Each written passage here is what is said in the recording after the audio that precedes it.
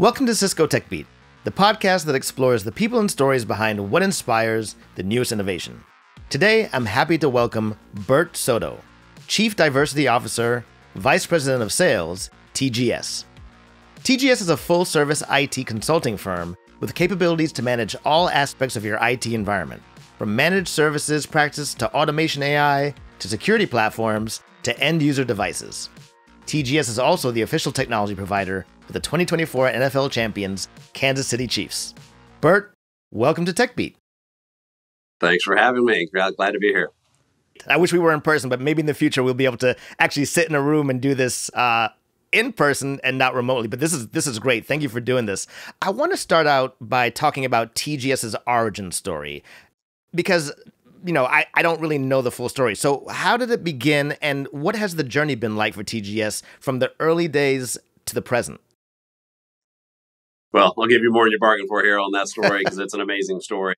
Really started and founded by our CEO, founded by Lenora Payne. And, I've been in this industry a long, long time. In fact, I spent 15 years at Cisco, is probably my biggest body of work in the industry. Right. And TGS, next year will be our 20th year. And really the origin story is Lenora with one of her co-founders, Doug Flourish. We're working as network admins, sysadmins at a different organization.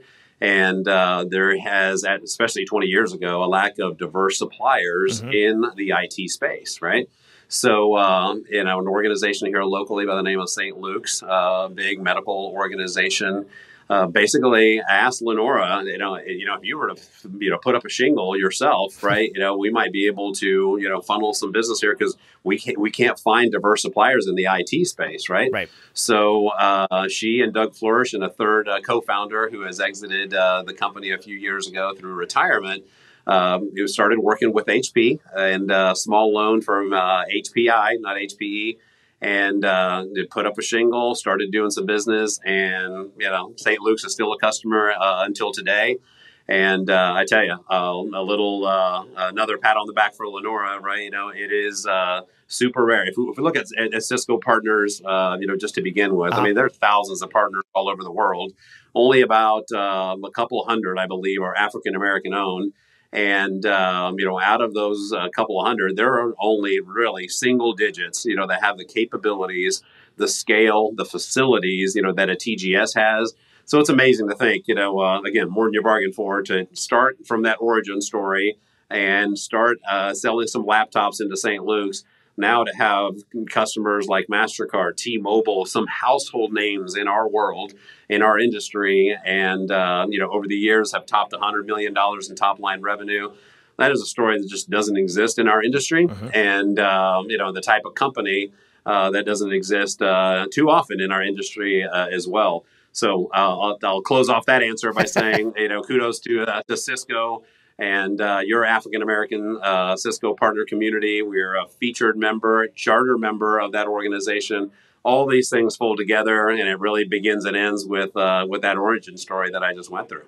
That's amazing. And certainly you talked about scale, and we're going to get into that. I was going to segue right away, but I have another question actually that just popped up. So as one of the few minority-led companies, particularly partners at the scale that TGS is experiencing, what are some of the barriers that these companies face, particularly ones that are underrepresented in terms of leadership and origin? What are some of the barriers that are typically faced, and how do you think TGS was able to surpass some of those obstacles?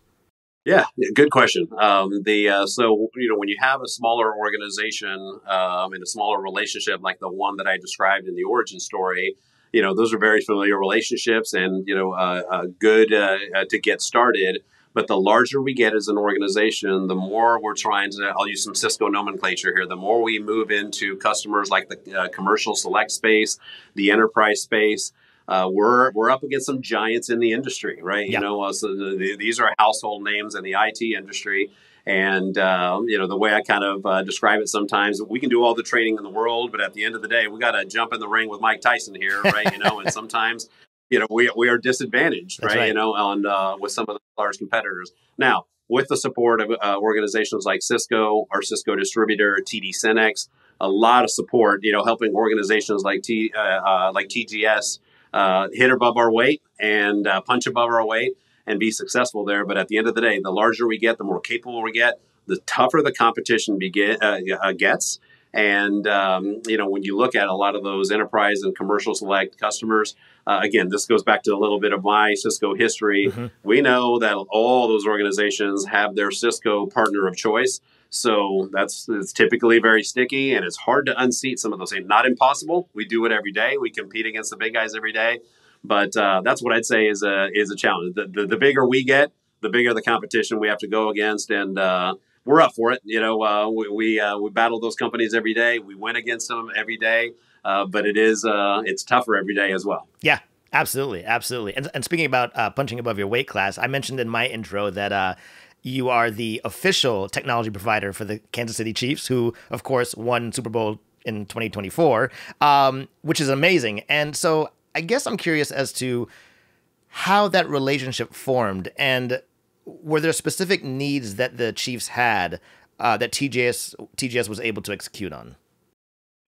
Yeah, absolutely. Well, I have to say, first of all, add that we won the Super Bowl before that too. Yeah, I know. So we got 2 in a row, and here comes the three-peat, right? Third one's coming, right? So we're recording this on the day after our last preseason game, and I say "our" intentionally because we really feel that we're part of the Chiefs organization. Sure. And, they have really welcomed us. And it really goes to culture, right? We've had partnerships with other pro sports teams. And, it wasn't like a bad partnership, right? But, it just didn't gel like this relationship that we have with the Chiefs. Right. And I think it goes to the culture of the Chiefs organization. If you go back, to the founding of the AFL, obviously we have the NFL now, but it was AFL, NFL coming together.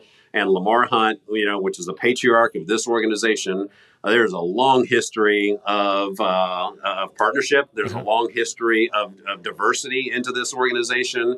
And then I just described kind of who we are as an organization. There's the cultural fit is so great, and the support we get from the Chiefs organization.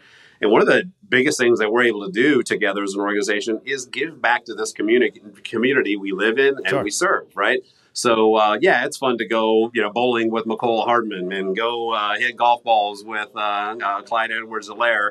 But what that really is about, is partnering together with the Chiefs organization and giving back to the Kansas City Metro, where we all live, play, learn, and work. But the inception of the relationship is, we were brought together. At the end of the day, we have to provide value to all of our customers and all of our organizations. So when the Chiefs organization, we were talking about, when we were coming up to this room, just on the way here, providing analytic support, right, for all of the things that the Chiefs organization has to monitor. Right. At the end of the day, when we're in the stadium, we're all firing up the Wi-Fi and, posting our pictures and things like that. That stuff is it has to be like running water. It has to be like running water. And we're fortunate enough to be able to, work with the Chiefs and help them with all of their technical needs here. And that relationship is just growing and getting stronger and stronger. I love that. I was at one point going to ask you how big a Chiefs fan you are, but I don't even need to go down that road anymore. I think it's pretty self-evident, which is great. And I definitely want to jump into there's plenty of room on the bandwagon, so just come on. Okay, I got you. Thank you very much for the invite. I've never been to Arrowhead, so actually I would love to experience what is, I think, still the loudest atmosphere in professional football, NFL football in the States. So one day I'll let you know when I'm in town. Absolutely.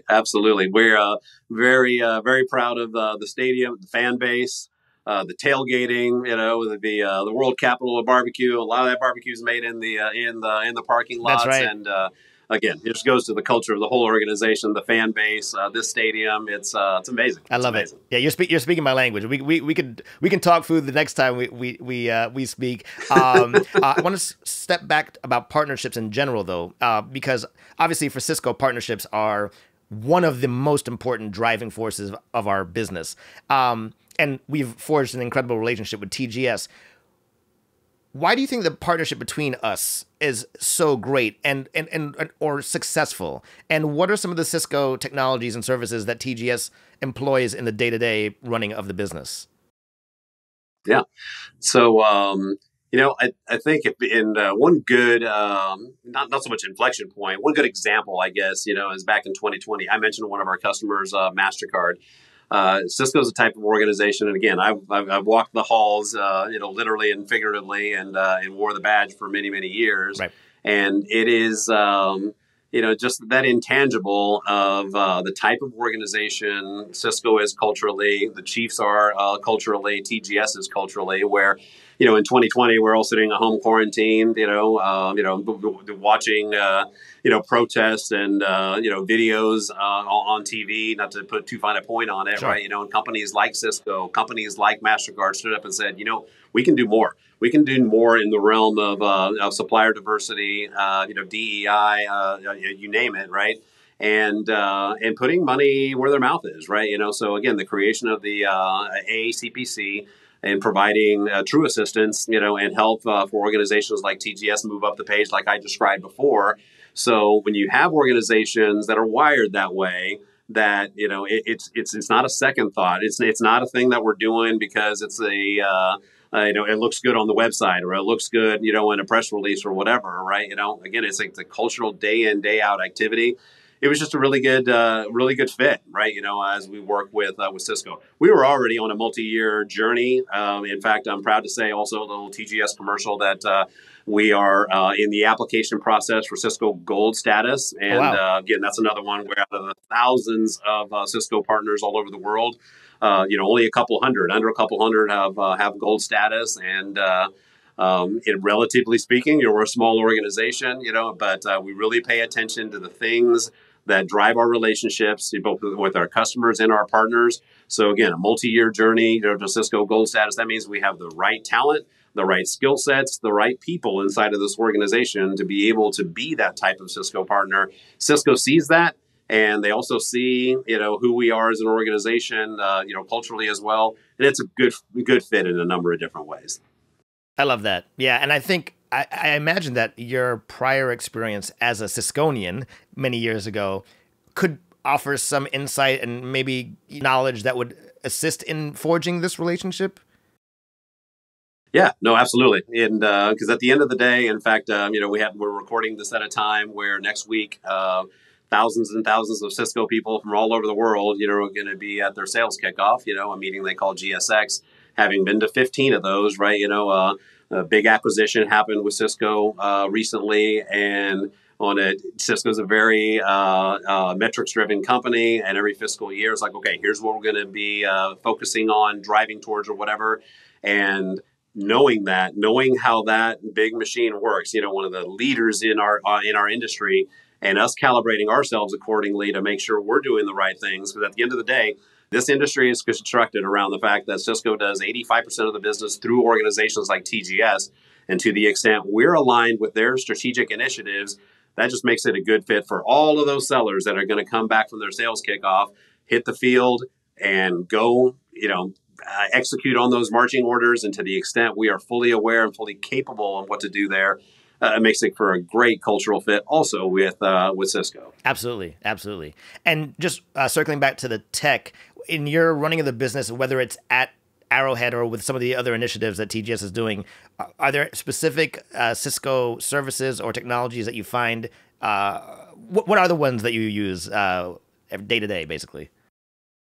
Yeah. So, and it's a good question and good fit with our practices. If I were to kind of look at Cisco historically, routing switching company, right? And Cisco talks a lot today that, they have evolved in more of a software company, right? So where, you have some of their competitors doing a lot of things, with recurring revenue, enterprise agreements, licensing agreements.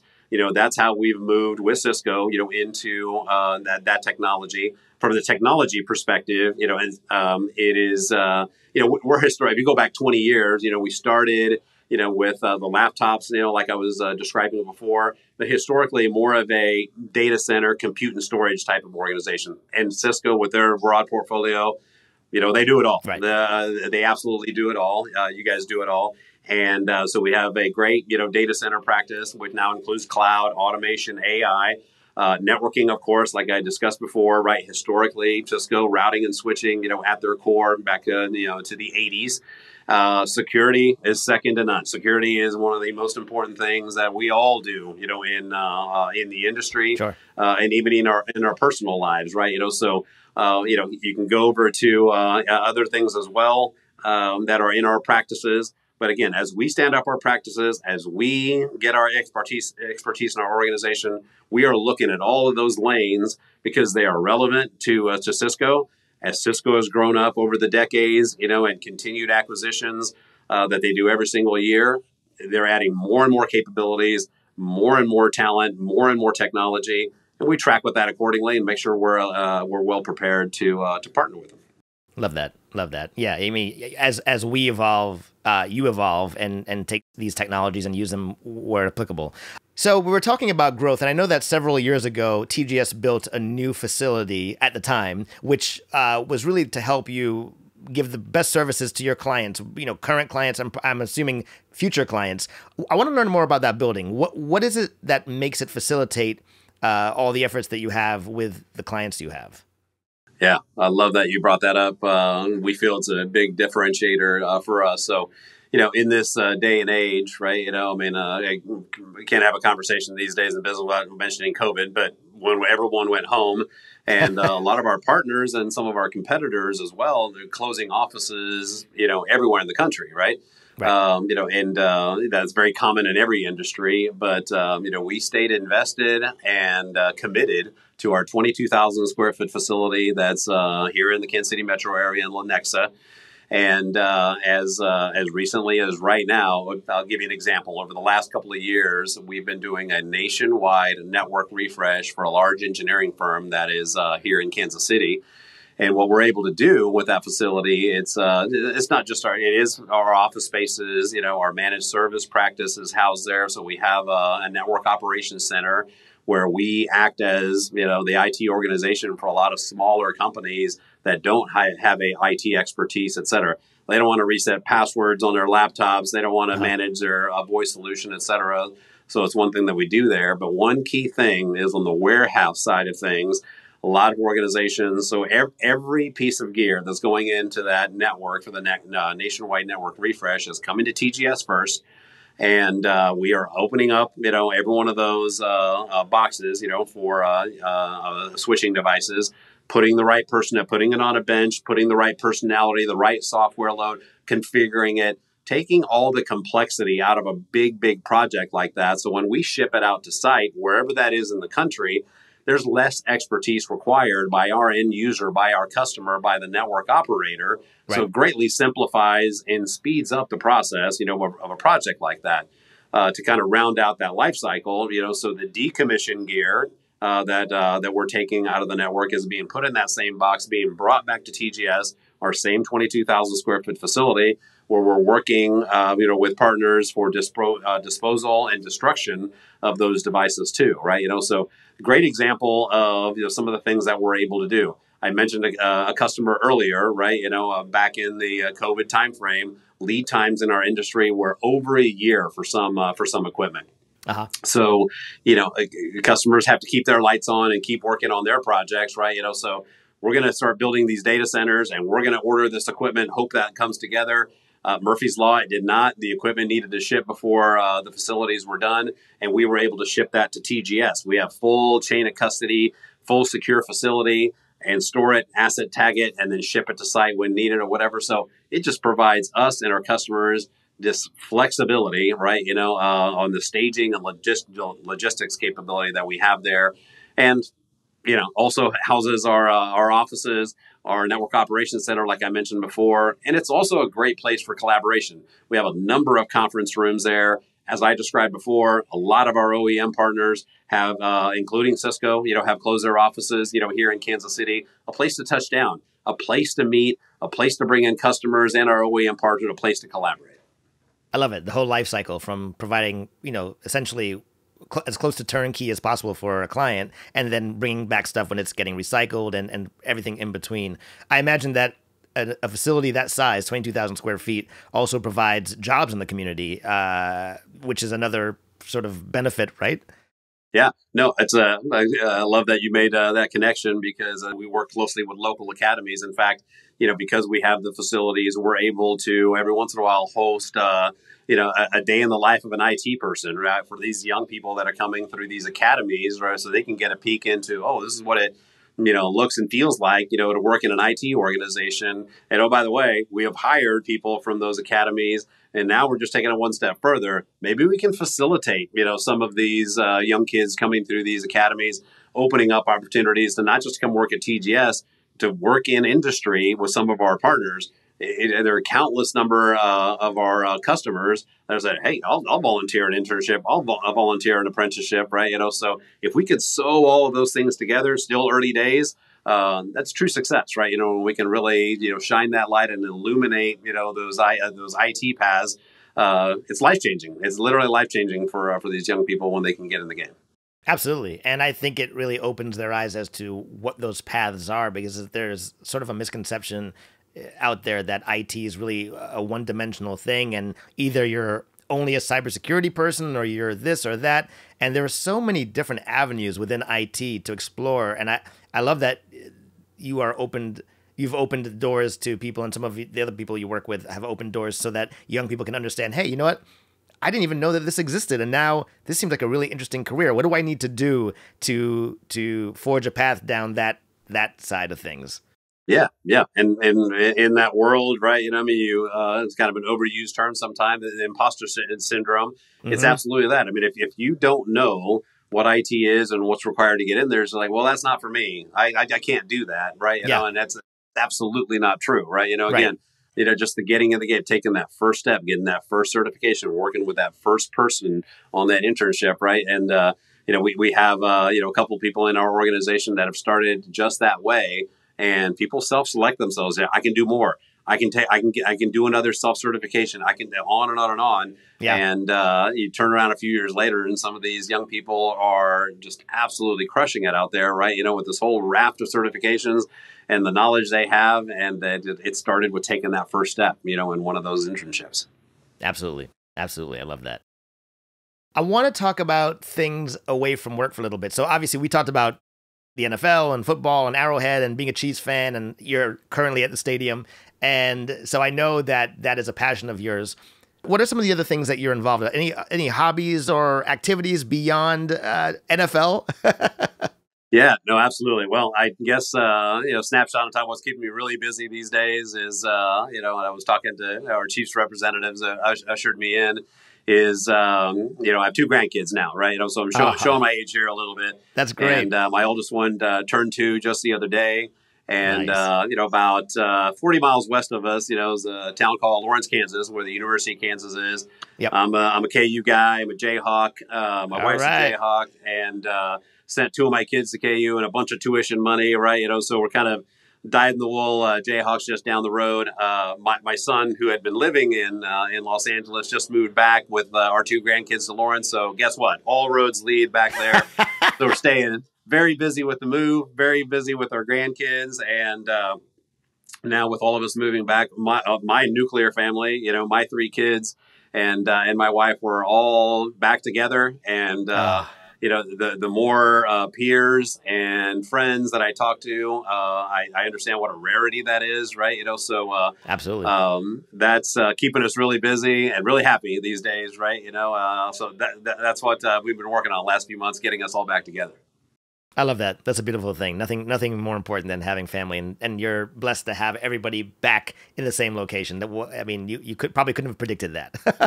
Absolutely not. I would have told you the day before my son said they're moving back that he's going to be a lifer, because he and his wife were. It's a interesting set of circumstances that took him out there.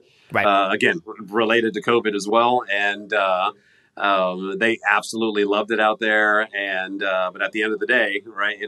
Those kids, the work, how expensive it is out there, Oh yeah. is were all factors, for them to come back home. So yeah, little war story, So again, pull out the old man cards. So this oldest kid of mine, right? Who had to get the heck out of Kansas and Lawrence or whatever and see the world or whatever. Wants his kids to go to the same grade school that he went to, right? So life changes you, right? As you Oh as yeah. you wear along, right? And we're so happy. We're so happy, right? That's beautiful. Thank you for sharing that. I'm so glad that you've got your family all nearby again. That's great. Yeah. Well, I mean, on that note, hey, what better way to close off the conversation than with that? Bert, honestly, thank you so much for spending the time and talking to me about all things TGS, about your past with Cisco and your current job and role with TGS, and the personal stories you shared. I really appreciate that. Well, thank you for having me. I appreciate it. I mean, I say, that Cisco is near and dear to my heart. Yeah, it will be forever. I spent a lot of time there, made lifelong friends there, learned a ton about the industry, and I try to give whatever I can back, right? And That's right. we'll continue to do that in my twilight years here in the industry. How about that? Twilight. I don't think you're there yet, but I hear what you're saying. That's great. And I promise when I come to KC, I will definitely take you up on going out and maybe tailgating and getting some of that amazing barbecue that it's known for. Absolutely. It's available here all the time. Great. Thanks so much, and I'll talk to you soon. All right. Thanks for having me. Appreciate it.